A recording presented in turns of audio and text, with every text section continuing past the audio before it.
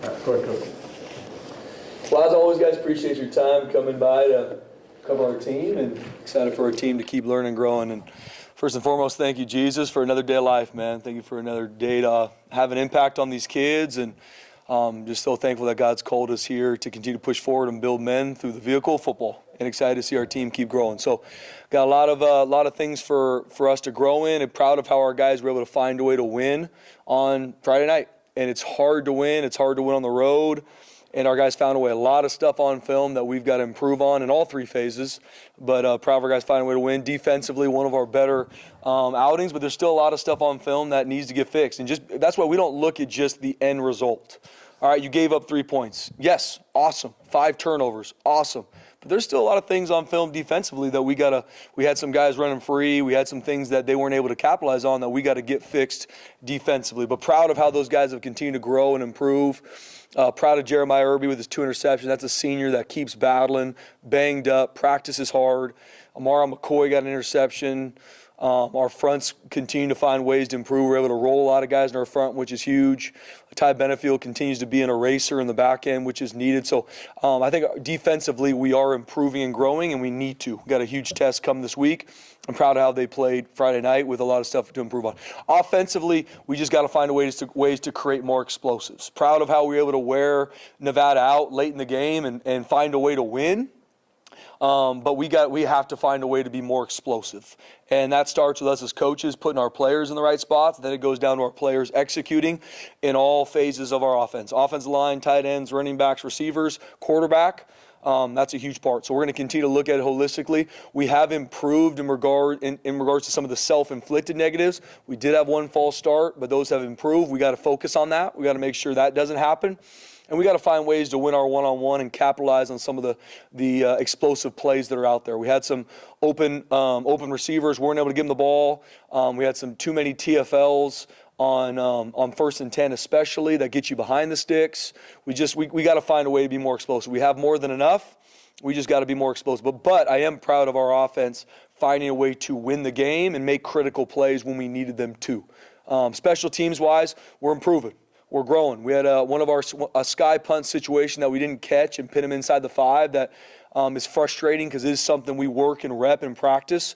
That's a huge field position swing from an offense starting the 5 versus a touchback. So we got to make sure we work on that. But you see later in the game, we were able to get the fumble on the sky punt situation. That was a huge, huge game changer turnover in that game that is a pivotal moment. So I think we're growing in our special teams units, but obviously need to continue on that rise. Colton Boomer had a good day, had all his touchbacks, made the field goal and all PATs, so that's a huge point of emphasis. Oscar Doyle continues to be a really, really solid punter for us, and we can do a lot with him, throwing, kicking, and we've got a lot of things in the arsenal with him. So proud of our guys stopping the fake field goal, too, which is a huge play in the game. Our guys have been repping certain formations and different things that we knew we were going to see from Nevada, and we're able to execute in that critical moment. So proud of our guys, the win. Still a lot of things that we got to work to improve and grow in, and it's going to continually, we know we're going to always get a team's best, and we got to make sure that we are on the rise and growing every single week, which is easier said than done. That's why you look across college football, and it's hard to win. And we got to continue to find ways to get it done and grow our team every single week. Injury-wise, hopefully we get Zion back rolling this week. We'll see he's able to do a little bit more this weekend and in a good place with where he could be this week. Devon Banks, another one that hopefully we get back this week. He had a good day. Have treatment when we were gone. He did a good job this morning and some treatment stuff. So hopefully we get him back because those 2 guys will be huge parts of our defense.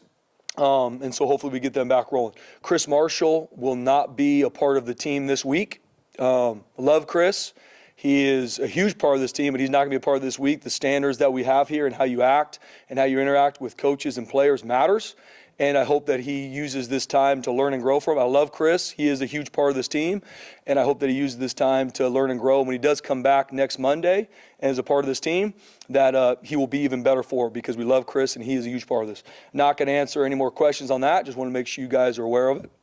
In regards to Fresno State, think the world of Matt Entz and got to know him a little bit over the past 10 months since he's gotten the job. And, I mean, he's won national championships at North Dakota State. Great football mind. I've talked to I know guys that know him too and just speak to what type of a coach he is, but more importantly, what type of a leader he is and how it is to work for him, how it is to be around him. I got a lot of respect for Matt Entz and how he runs his programs, and he's obviously done a phenomenal job with Fresno State, and they're going to continue to be on the rise with him at the helm. And you look at their team, I mean, last 2 times we played Fresno State, they beat us. Last time they played us on the blue in the championship game, they beat us. Last time we played Fresno State at their place, they beat us. I mean, we got to flip that, and we know we're going to get their absolute best. And they got a great roster, they got great coaches, and we know it's going to be a huge test. And they've got some things rolling. So offensively, they made a switch at quarterback last game, played a sophomore, number 17, and he did some good things. I mean, there's some drops out there that I know they're going to work to get fixed. They're going to put you in a lot of conflict, a lot of different personnel groupings from 11 to 12 to 22. And whenever it's your first game starting, there's going to be some things that you can improve on, but that quarterback's going to be good. I mean, he's a sophomore. And we know we're going to get his best this week, and got a lot of respect for Coach Entz and the move he made, and I know we're going to get their best. They got a good receiving core. Fresno State will always have weapons. You see that not even in their special teams unit with their returners. So they've got weapons at running back, they got weapons at receiver, they got weapons at tight end. And honestly, look at their offensive line. One of the better offensive line units we've seen this season is going to be the one we see Saturday afternoon. So they're very well coached.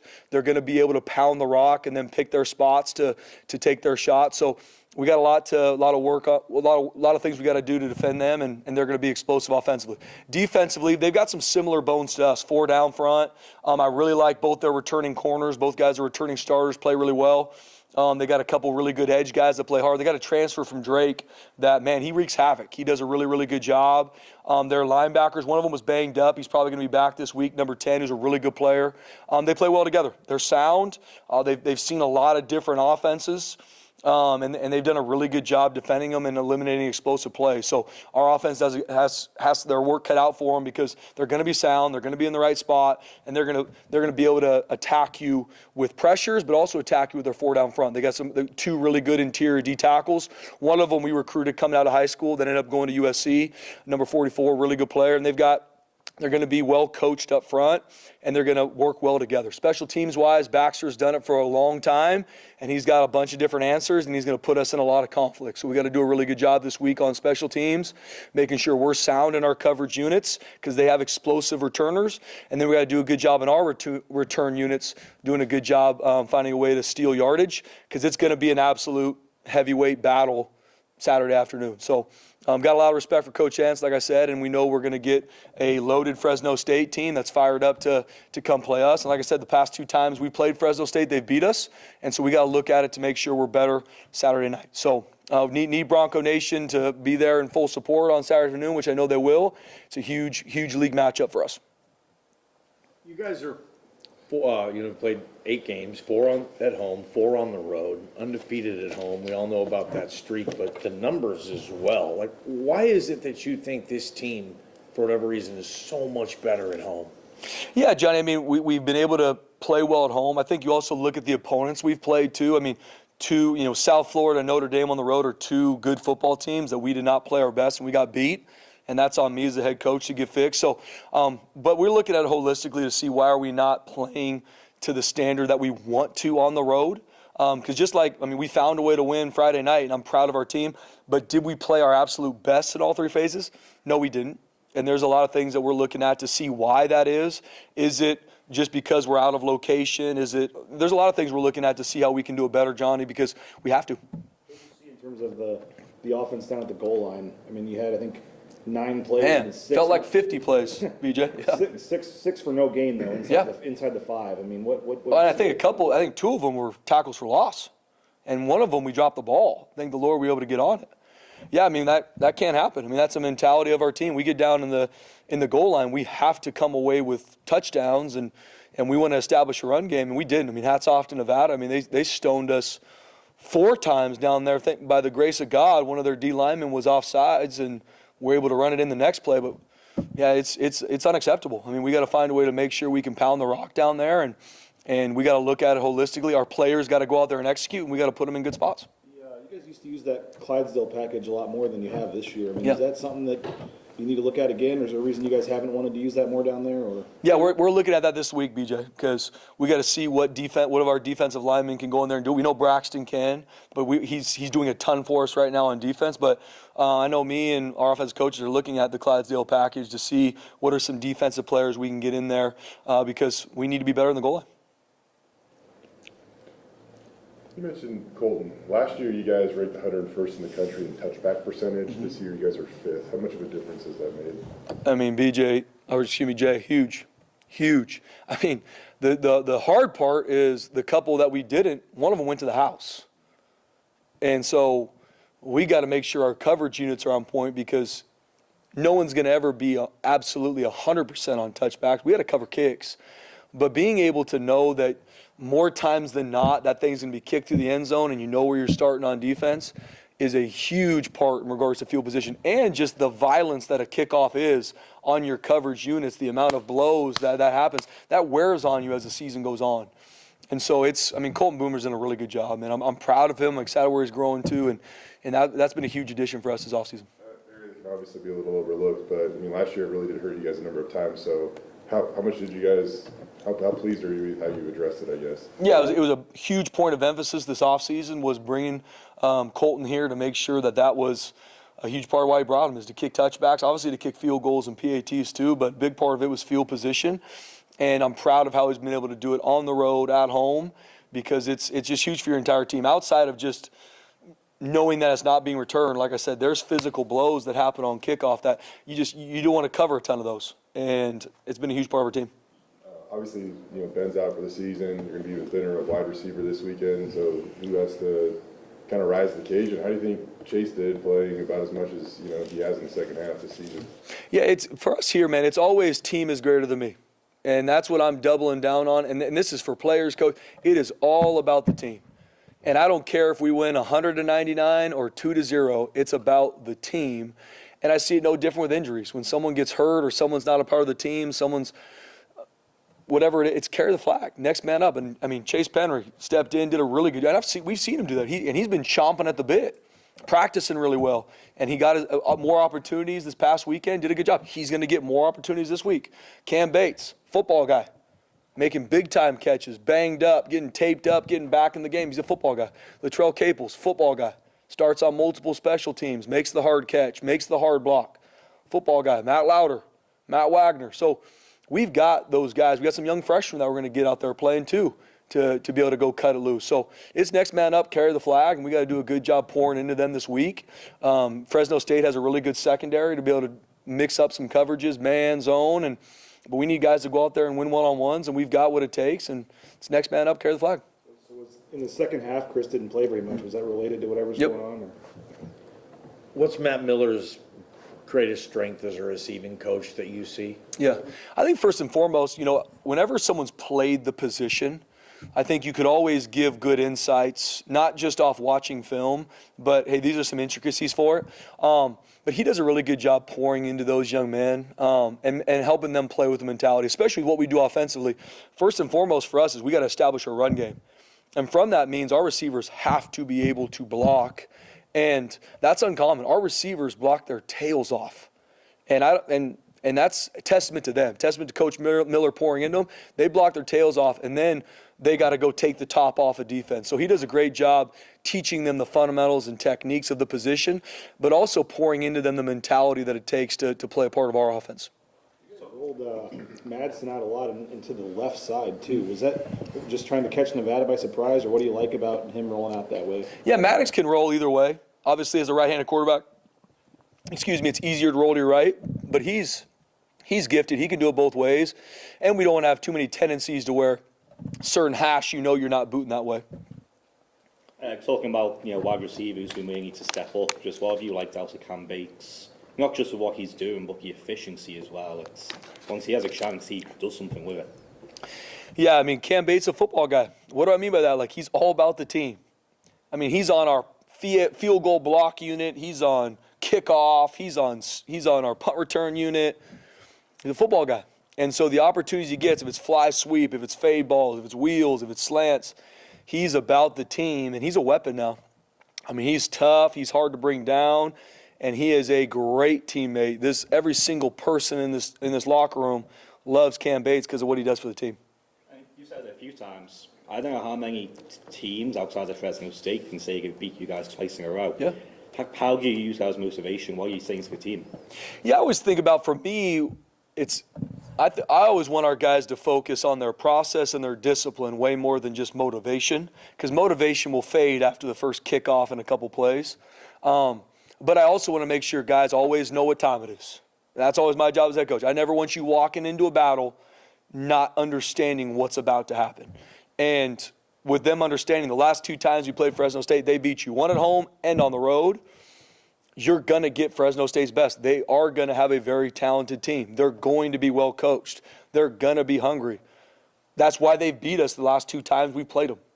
And like I said, I think the world of Coach ends. I know that program's absolutely on the rise. So it's our job to make sure as coaches our players know what's about to happen. We just got to go out there and execute and play team football. I don't know what kind of conversations you've had with him or just what you've seen from him this week. Malik Sherrod, what's this game mean to him? Yeah, I think whenever you transfer from a university, like no different, we had conversations with Jaden Mickey prior to playing Notre Dame. Obviously, Malik Sherrod played for Coach J-Mo when he was there. I think this is a little bit different because it is a completely new staff.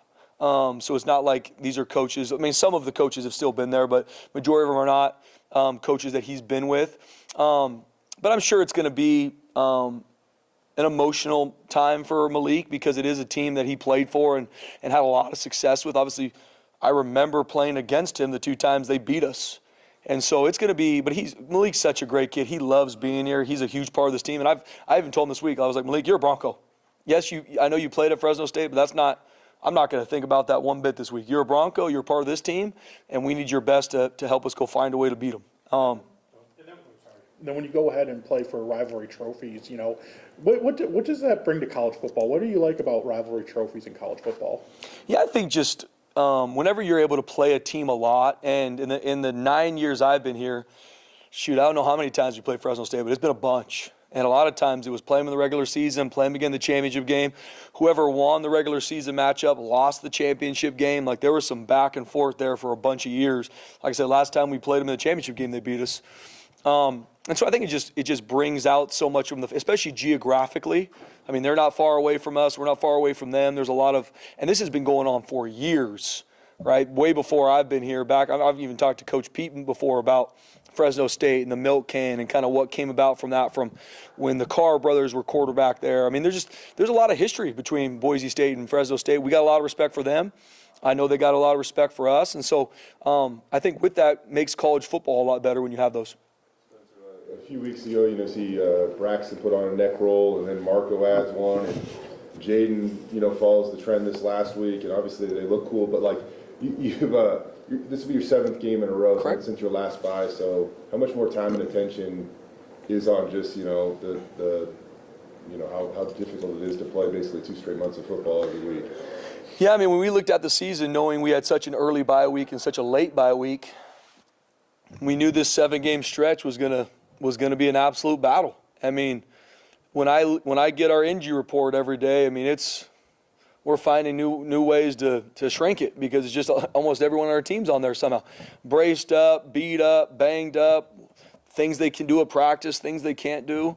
But it is what it is, and that's why if guys can't go, it's next man up, carry the flag, because this is game 7 of a 7-game stretch before a bye week. But it is what it is. Our guys love this team. They love football. We got to find a way to see who can play this week and who can carry the flag and give everything we need. But this is a tough group, man. I mean, you talk about Braxton Feely. I mean, yeah, he's got about every brace we can find. And he's a guy that you will not get him out of practice because he's like, I need those reps to go play my best, even though he's got every collar and brace we could find just to get him out there and keep him safe. He's a football guy. He loves his team. I mean, Jaden Virgin Morgan. We had Cole Miller had a neck roll on. I haven't seen a safety in a long time wear a neck roll, but it's finding a way to get him out there to practice because these guys love their team, and I got the utmost respect for them. Not to pry too much, but I know you kind of went into it right there, but what does it look like for you during the week versus maybe even almost the illusion of game day where there are certain guys that might seem like they're 100% or whatever. Yeah, that's why early on we put a premium on Bloody Tuesday and Workday Wednesday. So if someone can't participate in one of those 2 days, we're not going to count on them playing, because it's just there's too much in the game plan, too many things in regards to growing and fine-tuning and building skill. So we find a lot. But after we get done with our Wednesday practice, we really got a pretty good idea of who's going to play in this game or not. We've talked a lot about the inconsistencies with Maddox. We've talked a lot about the inconsistencies with the wide receivers, and you constantly bring up the inconsistencies with the explosive plays. What's the state of the passing game right now? Yeah, I think to your point, Mike, we just got to be more consistent. And, I mean, whatever it was a week ago, we had 50-some points, and everybody's happy, right? But even in those games, early on, we missed some throws in the UNLV game, but still scored, points, whatever. We just got to be more consistent. And that's holistically. That's how we install it. That's how our players go out and execute. That's how we practice it. So just like tackling, takeaways, defense, whatever it is, we are problem solvers as coaches. We're a process-focused football team. So we don't run from that stuff, Mike, looking to see, okay, what is it? Is it how we're teaching it, how we're coaching it, who we're putting in the game? Who do we need to get the ball more? How are we simplifying it? How can Maddox do a better job? How can our O-line do a better job? Are we making sure we're getting our receivers the ball that needed in certain situations? So we're looking at it holistically to make sure we're better. When Maddox is inconsistent, what are the common themes that you guys see Monday through Friday? Yeah, I think one of the biggest things for him is, he's a warrior, man. He's banged up, beat up, and there's been some times he can't practice because he's banged up. So we just got to continually make sure the plan is clear, it's concise, so he can go out and execute. Our receivers, our O-line, our tight end, because it's everyone. And obviously, as the quarterback, that's always where the first finger goes. And yes, was Maddox perfect? No, there's a lot of things on film that he needs to improve on, but it's everybody involved, coaches, every position group. And so for us, it's going to come down to practice. It's making sure that our offense, defense, special teams go out and have a really good week of practice so that we can improve and play better this weekend. I know you can't get specific when it comes to recruiting and stuff, but you guys have, I think, something crazy like 4 of your last 5 quarterback commits have decommitted or something. How do you, as a coach, deal with that? And I guess what's your philosophy on official visits when a player is recruited and things like that? That's obviously getting a lot of talk the last 24 hours. Yeah, BJ, to me, it's all about our process. And what do I mean by that? Like, if we handle the process right with the recruit, I sleep at night however it goes. If we end up getting him, that's the right fit for us. We know that he knows he's called here, because I believe in this place. I believe there's no better place to play college football or coach college football than Boise State. Period. End of story. That's not hype. That's not a recruiting speech. That's why I've been here 9 years, is because I believe that this place will develop you to be the best version of yourself. And a lot of our players, everyone here, and a lot of our commits believe that too. Not because this is their only option. Majority of all our commits could go anywhere, almost anywhere they want. There's going to be certain guys, and not getting too much into it, that have different opportunities and want to go places. For me, I'm all about our process, man. If we've done it the right way with that young man, with that family, and they know exactly what our vision is for them and why we believe this is the perfect fit, they're either going to want to be a part of this or not. But I am never going to try and force young men to be here. I'm not going to use money to try and make a kid come here. That's not what I believe in. I want kids that want to be here. I want kids that want to be a part of this team. And if they don't, this ain't the right fit for them. And I sleep at night as long as we handle our process. And I'm not saying we've ever been perfect, but I feel really good about the freshman class we signed last year. Those guys are going to be big-time football players here, and even better in regards to raising the culture. No different this year. I love the commits we got. And if there's some guys that at this point are getting recruited by a bunch of schools and want to go somewhere else, that's up to them and their family. I believe in what God's doing here. I believe in what we're building here. And in regards to recruits taking official visits, I'm not a big fan of it. It's something that when someone commits, I take that very seriously, because I know if BJ Raines commits, I'm not going to go out and recruit somebody else then. It's not, well, what a lot of schools will do is you commit and we're going to hold that spot, but I'm still going to try to recruit better than you. We don't do that here. You commit, that means you're coming. And that means that's a two-way street. That means we're not recruiting that position anymore. If we're full, it's over. And a lot of our commits understand that. Some don't. Some don't. And everybody's got their different path. I believe it's all going to work out in the end as long as our process is right. It's not, oh, whatever. I'm all about our process. Have we done it the right way with our visits? Have we done it the right way with our communication? Everything's tracked for us. Everything's the right way. I'm very involved in that space. And as long as we've done that the right way, I believe we will always find the right guys. Because here, it isn't about stars. It isn't about offers. It's about the right kid. And talent sets the floor. Their character sets the ceiling. And for me, a huge part of character is love football and want to be here. Because if you got those two, you can take kids really, really far. So long-winded answer to your question, BJ. It's this time of year. I mean, it's hard because people, all 135 other FBS teams know our diligence in recruiting. They know we turn over every rock to find the right character kid, the OKG. And so then everybody comes in on our commits this time of year, which it is what it is. I don't lose sleep on it as long as our process is right. And I know the kids we're going to sign in December are going to be elite football players, but more importantly, elite young men to push this culture even further. The second part you said there, I mean, you guys do a lot of homework for other schools, and you look at whether it's Georgia or Oregon or places where your commits have ended up committing to after you. I mean, how, at the quarterback position, I guess, how frustrating is that when it has happened as many times as it has the last couple of years? Yeah, BJ's frustrating. Absolutely. I mean, you pour your heart into recruiting. And for me, I'm a relationship guy. That's who I am. I don't do anything half-hearted. Like if I'm recruiting a kid, I'm all in. Like because if you commit to us, you're going to be a son to me, and I don't take that mantle lightly with these kids. And I tell their parents that like I'm going to be here with your son because I'm going to love him and help him grow to be the best version of himself, and that's going to take everything. So when someone is a part of that and then decides not to be, it absolutely is hard. It's hard on my heart because you build a relationship, you love these kids, and I want God's best for them, and I believe that's right here. But if they don't, I can't force them to see that because this place is too special. And I want guys here that want to be here and know that there's no better place than right here. Because I also see it both ways. If you find a way to smoke and mirrors to seduce a kid to sign, let's say he comes here and plays really well, he's going to leave if he knows this isn't the right fit for him.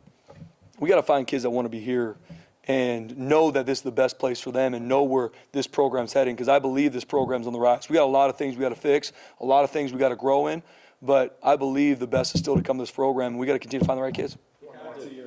To your point about being banged up, the tackling is something that looked like to be fixing at the New Mexico game, and the last two games it's kind of popped up again.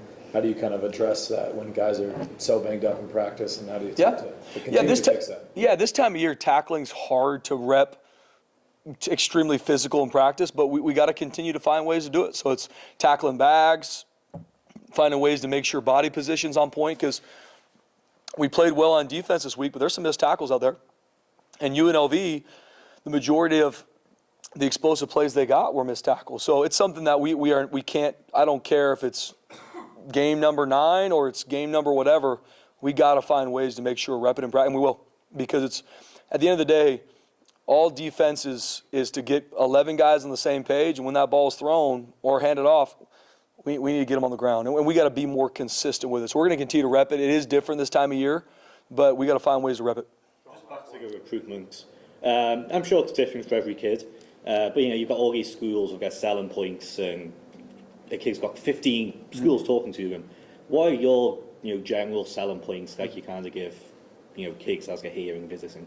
Yeah, I mean that's the reality of every single one of our commits. Is this time of year with them, their family, their support system, is they committed here because they believed in the fact that if their son or them comes here, they're going to be developed to be the best version of themselves right here. And I say version of themselves because it's not just football. That's not what we do here. Built different is building champions on and off the field. That's what matters to me. Because if I'm just trying to build them as football players, I'm missing so much of their life. And I'm a firm believer, you grow the young man to make better decisions in life, he's going to make better decisions on fourth down. I believe that. And so I don't sell anything to parents. I don't sell anything to kids. I show them us. This is what we do here. And then I show them players that we've done it with. And I show them, hey, this is what you will do if you come here. And this is how. This is how I'm involved. This is how I'm involved with you every single day. Because I love and care about you. Not well, if you come here, this is how much we're going to score touchdowns, and this is all the money you're going to make, and all that, which is all things that matter in recruiting. Where I focus and where we focus on the staff is I want guys that want to be elite. And then they just need help of what that looks like, to how that looks. That's our job. That's our job as mentors and coaches. And for me, we don't need to find 500 players that fit that. We need to find 20. We need to find 20. And we need to find 20 dudes that are built different, that, yes, have high talent, but more importantly, character through the roof, because some of them will play as true freshmen, but all of them will be really successful here and be world changers in life if they have that makeup. But it's also the time of year, like, these kids are getting hit up by everybody around the country, quarterbacks even more. And so, I mean, I have good cover. Like, I get it. I tell them, like, hey, man, I get what this time of year is. I get how stressful it is, and I'll be praying for you because I get the amount of things pulling at you. Now, what do I think? What am I? That's what even for coaches in this landscape, people hit me up on jobs. For me, it's like, I'm here. I'm here because I know God's called me here. But if you let everybody call you and entertain you're not going to know what to do. And so my heart does go out to these kids because it is a lot. But at some point, you got to draw the line in the sand and say, I'm going to Boise State. I'm a Bronco because I know that's where I'm going to be developed to be the best version of myself. Because that's what we do here. We are a developmental program that will build people. And that's what we double down on. In the beginning a little bit, but Irby, he's been playing great all year. Maybe hasn't gotten the amount of shine that some of the other guys have, obviously, but after his performance, just what can you say about his whole year performance? So proud of him, man. I think early on in the year, there's a lot of talk about our pass defense or this or that. What I'm so proud of, what Demo's been able to do, Coach Stock, our players, is just work. Just work. Jeremiah Irby, week 9, work 8, week 9, banged up, beat up, wraps, training room, but practicing.